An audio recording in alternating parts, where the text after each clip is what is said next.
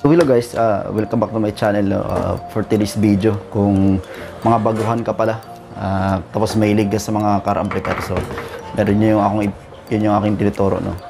So for today's vlog is i-share ko sa inyo kung paano gamitin sa bahay itong car amplifier na 12 volts.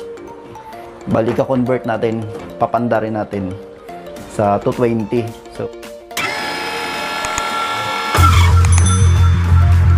So actually, yung mga ganito, mga 12 volts na car amplifier, ang brand nitong sa akin is nasa ano na rin sa akin. Nabili ko siya sa kanan, galing Korea sa tropa ko. Bali 12 volts tapos 1,200 yung kanyang maximum output at the 2 ohms load. So nandito yung ano niya, yung kanyang watts. So ang brand niya is Cadence na 2 ohms stereo per channel, 4 ohms mono bridge. So Z1200. So pag naka-mono pala 4 ohms, kaya niyang magbitaw ng 1,200 sa 4 ohms sa bridge. So kung 4 ohm bridge, pag sinalpakan mo ng 2 ohms to na speaker, ang connection mo is 2 ohms tapos naka-bridge ka, papatak na ng ano to, nasa mga 2,200 watts itong amplifier na to. So ito is kayang pumunit ng 1,000 watts na storm live. Pinunit nito ang ano ko, dating speaker ko, nandun nakatambak sa ilalim. So ito pala, no, ito yung sasabi kong pinunit niya na itong amplifier ko. Bali ito yung mga kanyang ano, dust cap, tapos mga edge na dito. Ito siya, pinunit nung aking amplifier. Ito, yan. Dahil dito, sa sobrang lakas na amplifier na to, pinunit niya yung aking storm live na 8 lang naman yung size. Double magnet siya, storm live Tsunami. So ayun, no, bigat nito, nasa mga 7 kilos ang speaker, isang piraso. So yung makikita nyo, no, kilowatts sa is 1,000 watts. So ayan, no, Tsunami powered by live. So ayan, hindi naman sa pagmayabang na amplifier ko na to, pero subok ko na, pinunit niya tong aking storm live. Ang hirap hanapan ng ano niya, ng pamalit na ganito. Ayan, mahirap ito, sinubukan ko na yan dyan, hindi siya pwede. So naghanap na rin ako sa Raon, so wala akong mahanap. Bali kailangan i-order daw. So kaya ang nangyari, tenga mo na siya. Hindi naman siya nasunog. Bilib ako sa mga ganitong brand kasi kahit gaano kalakas yung amplifier mo, hindi siya basta-basta masusunog. Ang laki ng voice coil niya. Ang ano lang niya, pupunitin nga lang. Ay no, ginunit. So ang ginawa ko, nilagyan ko siya ng stopper dito para hindi lang siya magasgasan. Ang laki ng ano nito, voice coil niya, nasa 4 inches yung kanyang laki. Subok ko to, ang lakas nito. So dahil wala pa tayong mahanap na pamalit, so dito muna siya nakatago lang sa bahay dahil sa amplifier to. Ang nangyari kasi dyan, linggo yun, nagpasound ako, tapos hindi ko napansin na may punit pala na kapiranggot lang sa gilid. Tapos hinataw nung kasama ko sa bahay dahil nag-duty ako nung kinabukasan. Pag uwi ko, imbis yung kapiranggot na punit, pagtingin ko nagiging 5 inches na kasi hinataw niya. Ang katagalan, ginawa ko, nilagyan ko ng tape at saka nilagyan ko siya ng tawag nito, yung clear epoxy, yung parang rubberized type. So hindi rin tumagal dahil sa pag-vibrate na malakas tong ano na to, yung speaker na to. Alam niyan sa mga mahilig sa sound, yung ganitong brand, Storm Live. So ayun, no, bali nagtatanong kayo kung paano ba paanda rin tong car amplifier na to na 12 volts sa 220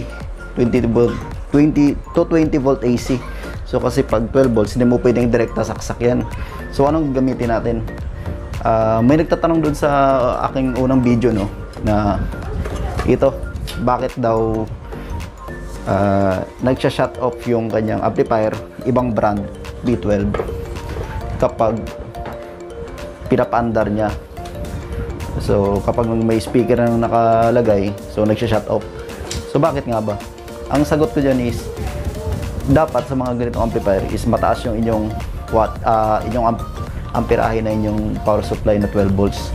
So wag kung ganito, pag ginamitan nyo siya ng mga 10 ampere, so bitin talaga yan. Kasi itong amplifier ko sa 15 ampere na supply is bitin talaga, namamatay siya. Kasi pag nagbitaw ng malakas na amperahe sa papuntang speaker to, kasi 1200 bridge muna siya sa 4 ohms. Kasi ang ginagamit ko dito almost bridge pang sub, pang driver sa sub. So mataas yung binibitawang wattage nito. Ang advisable, huwag kayong gumamit ng maliit na amperahe ng supply kasi mabibitin. Katulad ng mga adapter ng mga TV Plus, masyadong mababa yun, mga 2 ampere yun. Ang pinaka-suggest ko, itong match nya. Ang tawag dito is switching power supply. Ang ano ko, ayan siya.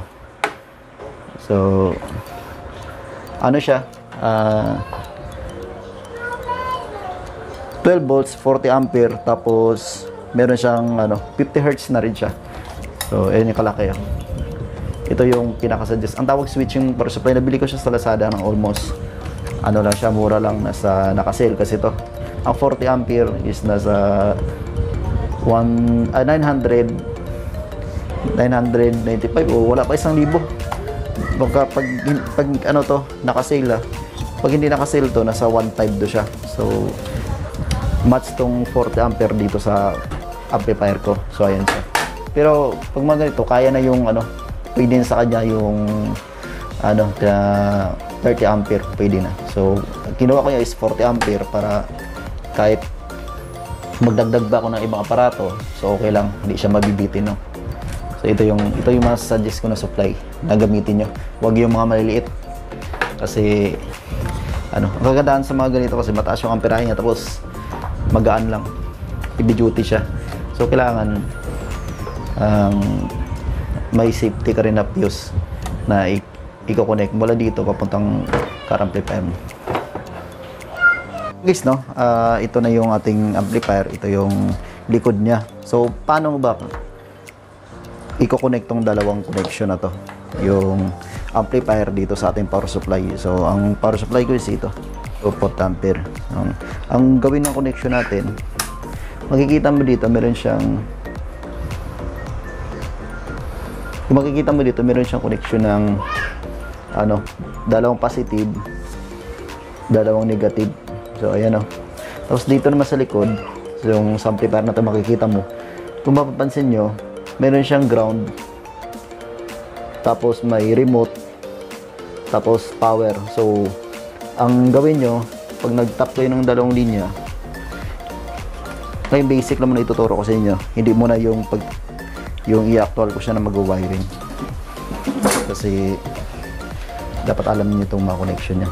So ayun, ito yung fuse, tapos remote, ito yung switching power supply ko na 40 ampere. Tapos kuha kayo ng positive dito, ilagay nyo dito sa sa power at saka sa remote. Ipag short nyo yan, dalawa short nyo yan, parang ganito ang connection nya. Tapos punta dito, maglagay ka ng switch papuntang supply. Tapos itong ground, ito yung negative, papunta dito sa negative na terminal, kuha ka. Tapos ito yung ito yung right out, ito yung kanyang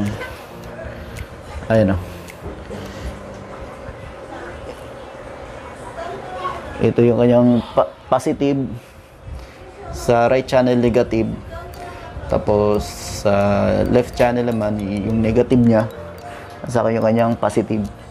So yun yung pag nag-stereo connection kayo. Tapos kung gusto mo namang magbi-bridge, ang tatawag na bridge is yung left and right channel niya magiging mono. So ang input nito, imbes hindi na siya magiging stereo. Pag dito ako kumuha, left at saka sa right, stereo yon. Pero pag dito ako kumuha sa kanyang negative na right channel, tapos sa kanyang positive na left channel, So ayan na, may indicator naman siya. Makikita niyo sa mga amplifier. Pag dyan kumuha, magiging 4 ohms yung connection, magiging bridge. Bridge mono ang tawag niyan. Kaya kayang bumitaw ng 1,200 watts sa 4 ohms na speaker. Kayang pumunit ng Storm Live na 8 inches na 1,000 watts yung amplifier na to. Subukan na to. So ayun yung connection yung gawin. Negative papunta sa ground, tapos positive papunta sa remote at saka sa power. Take note, no, itong remote saka power pala, kapag imbawa positive mo dito mo lang nilagay sa power, wala kang nilagay na positive dito sa sa remote, kasi itong remote at saka power is always yan sila magkasama, positive dalawa yan. So pag ang supply mo is dito na sa power, walang pumasok na 12 volts dito, wala rin, hindi rin gagana to, hindi siya andar. So kung dito ka naman naglagay na positive, walang nilagay dito sa power, so ayaw rin. Kailangan yung dalawa is may positive yan, parang ipaparallel mo ang linya ng dalawa para gagana yung amplifier. So ganoon na naman siya ang niyan, ang diskarte. So ito 40 ampere, tapos na switching power supply, mas maganda to, malakas, kamagaan yung nito. Hindi katulad mga sinauna na mga e-core na transformer, masyado mabigat yun. Ito kasi hand carry lang, napag almost wala pang 1 kilo ang bigat niya. Itong amplifier ko, ito is nasa 4 na kilo ang bigat nito. Meron siyang stainless na cover kasi second hand, Cadence na brand, Ultra Drive. Bihira lang kasi itong amplifier na to. Sinearch ko sa online, halos limited stock lang. Parang galing pa ata ng ibang bansa to, kasi Korea galing to eh. Pero ang nakita ko sa nasa Germany ang yung brand na to. Paliarin siya, may 2 ohms stereo per channel. So pag dito ka, ang maximum minimum na niya na impedance, wag ang bumaba sa 2 ohms. Kaya niya ang 2 ohms sa left and right. Kapag bumaba kayo, magiging 1 ohm. So na yan, magtitrip, magpo-protect ang inyong amplifier. So yung sa 2 ohms sa stereo, tapos 4 ohms sa bridge mono. Gandahan ng amplifier na to, no, yung kahit sabihin mong luma na kasi medyo kanalawang na, pero ang loob nito napakasariwa pa. Ang ganda, meron siyang sariling exhaust fan para ang kaya niyang i-drive, kasi itong switching power supply ko, ang maximum voltage nito is nasa 14.78 yung pinakamataas niya. Tapos ang minimum naman niya is nasa 9 volts. So ito, pag sinet mo to, itong pag inikot mo tong kanyang potentiometer ito. So yan, pag inikot mo ganito, nasa 9 volts. Pag sinagad mo yan, almost 15 volts ang niyan, kasi konti na lang mag 15 volts na rin. So the more na mataas yung yung voltage mo, pag kaya naman ng amplifier na yung mga car amplifier na ganito, kaya mag-handle ng ng 14 volts, kahit 15 volts kaya niya. Kaso nga lang, iinit yung ibang piyesa, pero mas advisable set nyo lang sa 12 volts para sakto. Tapos ito, Cadence siya na brand. Tapos kagandaan niya is meron siyang itong tinatawag na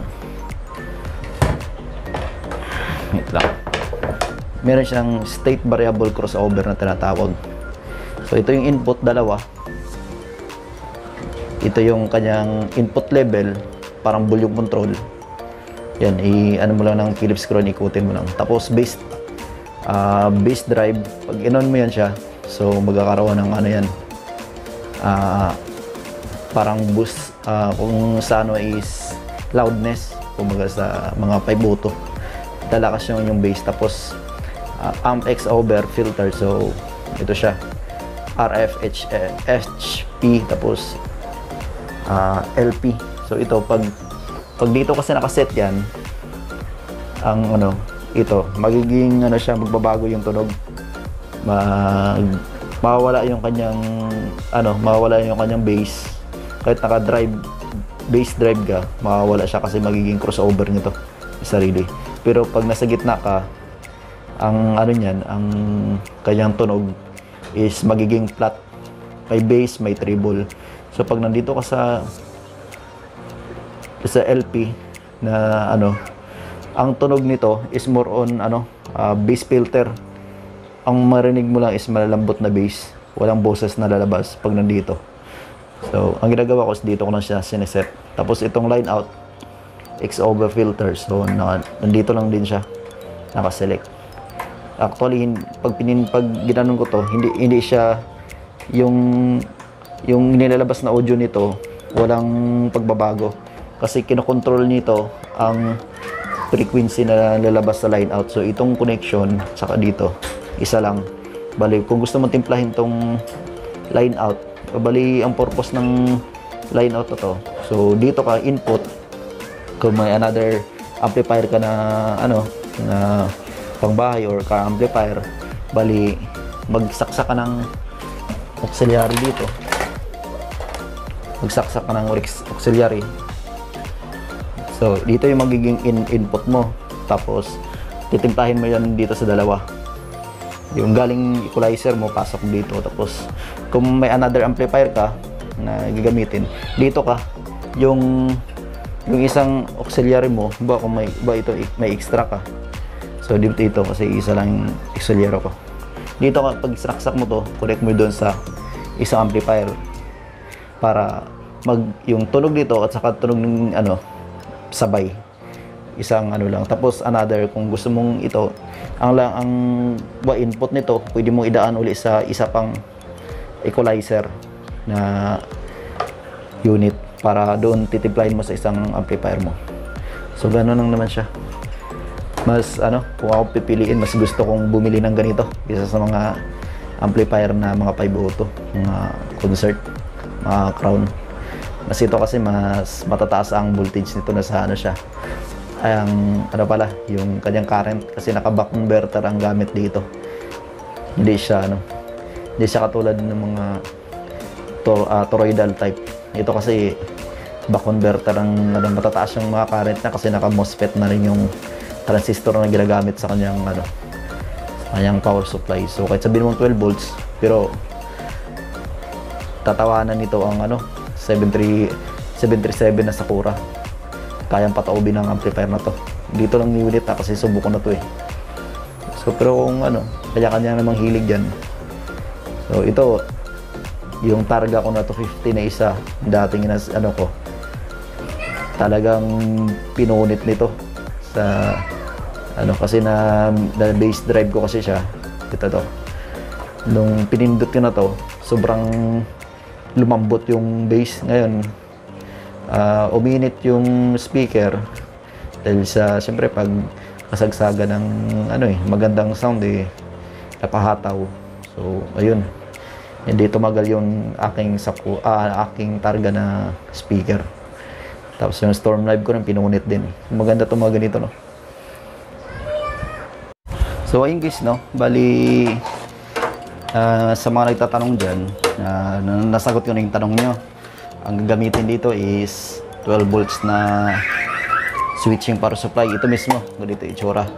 Ngayon, kung kaya niya mo bumili ng 40 ampere na switching, so mas maganda. Pero kung 20 or 30, okay naman, depende naman sa amplifier niya. Kasi the more na mataas yung amperahe niya, mas maganda. Kasi talagang hataw yung bass mo, hindi mabibitin sa pagbabayo ng bass. So ito, no, ang is cadence, ang gandang amplifier nito. So actually may isang video ako dyan na binuksan ko to, nandyan dito sa description, puntahan nyo na lang.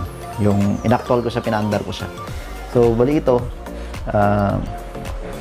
puputulin ko muna kasi bukas nakalimutan ko yung wire na gagamitin ang ko sa next video na igagawin ko. So ito, i-actual ko na mismo, no. Iko-connect ko tong switching power supply dito sa aking car amplifier. Tapos meron akong DIY na ginawa na na ano no, na Bluetooth. Ito, Bluetooth module. So ito ginawa ko lang din to na Bluetooth. So ayan siya no. Bali ito. Ito, isama ko na sa vlog ang ano niya. Ito is nabili ko siya sa Lazada. Itong Bluetooth na to. Na ginawa ko siya. Tapos ang ano nito is 5 volts. 5 volts na supply. Kasi binuksan ko na. I-share ko na sa inyo ang diskarte dito. So tabi ko muna no. Case no, bali ang nagka-problema tong ano, itong box niya, isa ko lang din gumawa. Bali ito lang connection niyan.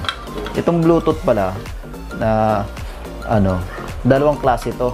Yung ganitong design is direkta siya sa 12 volts. Okay lang kahit dito sa switching kaya niyan. Kahit sabihin mo 40 ampere yan, tapos 12 volts. Actually itong mga ganitong Bluetooth module na tinatawag receiver is naka-design sa 5 volts, pero may natuklasan ako sa ganito kaya itong in-order ko.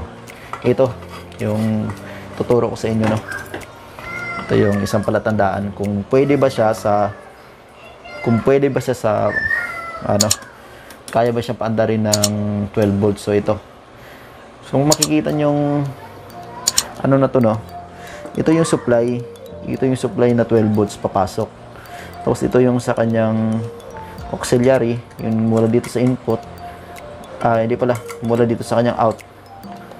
Ayan, ito yung input na auxiliary, yung 3.5 mm na ano, hindi pala ano no, 3.5 mm na audio jack. Saksak nyo dito kung tapos select nyo yung mode sa auxiliary. Tapos itong section na to, ito yung out nya papunta dito, tapos yung auxiliary papunta dun sa pinaka car amplifier na ano, ito DIY lang din to. So ito no, kaya nasabi ko siyang pwede sa 12 volts na isaksak kasi dahil dito, ito ang unang tingnan nyo pag bumili ko ng module. Pag ganitong design, ganito kalaki, pag wala yan dun sa module na bibilin nyo, ibig sabihin 5 volts lang ang i-connect nyo dyan, yung ganito. Connect nyo sa 5 volts na charger or 5 volts na supply. Yan. 5 volts lang yan dito. Pero pag may nakalagay na ganito siya, pag may nakalagay na, ang tawag kasi dito is regulator. Mula sa 12 volts na input na supply, papasok sa dito, i-regulate na. Tapos ang labas nito, pag tinester mo yan, magiging 5 volts. Kaya pwede siya dito. Pag wala kang nakitang ganito sa ano, sa module na gamitin mo, huwag mong idirekta sa 12 volts saksak kasi masusunog yung IC niya. Ito masusunog yung IC niya sa ilalim dahil di ano. Ito tinester ko na yan, subukan na to kasi kaya pala sabi nagtaka ako, ginamitan ko siya ng 5 volts, sinaksak ko yung 5 volts dito nung umaandar siya. Kaso nga lang, pag nagsa-sound, pag sinalpakan ko ng auxiliary papuntang amplifier, namamatay, nagbi-blink lang siya, nagbi-blink lang yung ano nito, yung display, tapos namamatay-matay siya nung kumukurap. Naalala ko nung tinest ko, ay ano pala siya, naka-design sa 12 volts dahil dito sa kanyang regulator. So ayan o, yun yung tip na mapapayo ko sa inyo. So dito, kaya ang ginawa ko dito ako, kaya ito may, tingnan nyo, meron akong kinuwang supply na 5 volts, binaypass ko yung linya niya. Ngayon mula dito sa input na 12 volts papasok, labas nito output 5 volts.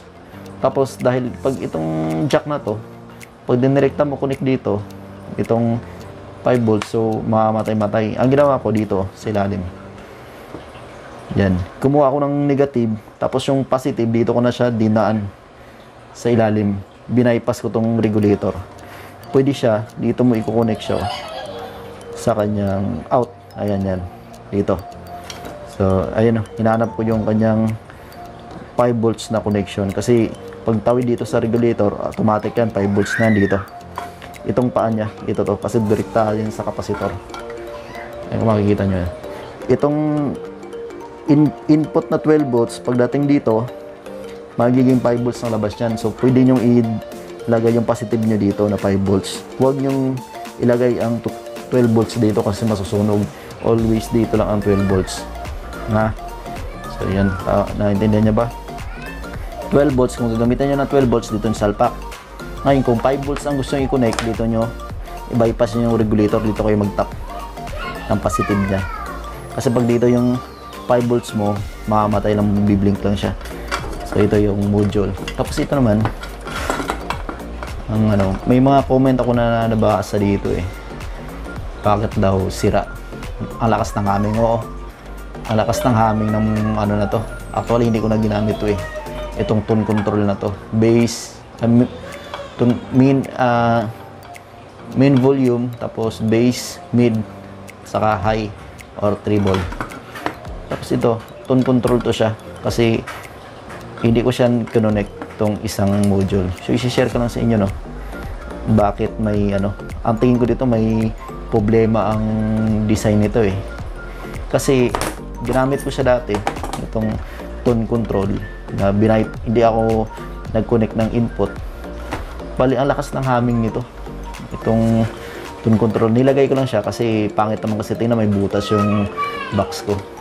Hindi ko pa kasi na-fix to eh. Pero gumagana yung Bluetooth na yan, module. So, itong linya niyan, itong tone control na to, ito masuggest ko lang, no? Nabilang ko sa online, sa Lazada. Pag may nakita kayong ganitong tone control, pangit talaga. Maghanap kayo ng ibang tone control na Pero ito hindi ko siya pinamasuggest kasi meron siyang dalawang IC na terminal. 455 ang nito, 4555 yung IC niya. Tinanggal ko yung IC kasi pinalitan ko ng IC. Akala ko yung defective is yung IC. So nagpalit ako ng IC, ganun pa rin, may humming pa rin siya. So tin-troubleshoot ko na rin to. Bali ito yung dalawang input tapos supply, saka ito yung isang output. Ito yung output niya papuntang auxiliary niya, sana yan. Kaya may problema to. Ngayon ginawa ko, binaypass ko tong kanyang IC dahil gusto ko lang buhayin yung kanyang bass treble. So dito actually may hininang ako dito na part eh. Mula dito sa input, tumawid ako dito sa kanyang ayun makikita nyo. So mula dito sa input na yan, nagbinaypass ko yung IC niya kasi ang lakas ng humming eh. Kahit ang supply ko is maganda ng klase na. Tapos dito nag-bypass ako dyan. Tapos dito nag-bypass din ako. Yung kabilaan yan, bypass. So wala nangyari, may humming. So hindi ko na pinagtyagaan kasi mura lang naman sa online. Tsaka sasakit pa ulo ko dito. Kasi kasi ito, double-sided kasi yung kanyang layout. Baliktaran yung layout ng kanyang PCB. Ito. Pero order ako ng isang module na tone control sa Lazada din. So ganito, may nabasa akong may nabasa akong comment sa usapang sound system sa Facebook. Ang sabi niya is daw, kapag bukod ang supply nito, namamatay yung humming, walang humming. So tama rin yun kasi hindi ko sinubukan lagyan ng ibang supply eh. Ang supply lang yung dito ginamit ko to saka dun sa car amplifier. Pwede sigurong mamatay yung humming niya, kaso nga lang sabi niya kapag kinonect niya na yung yung kanyang auxiliary papuntang magkabukod yung power supply niya, pag dun sa isang amplifier, pag kinonect niya yung auxiliary niya, nagkakaroon uli ng humming yung kabilang channel. So ang masasabi ko, itong design ng tone control na to is defective. Kaya bakit nilabas nila sa sa market na palyado yung design. So yun lang ma-share. Kaya itong connection na to is wala yan, patay ang linya niyan. Bali ito lang yung module na ginamit ko sa DIY na aking Bluetooth. So yan lang. Tapos ang ginawa ko kasi hindi ko pa siya lagyan ng nalagyan ng super glue. Rubber band muna yung nilagay ko para lang siya maitip.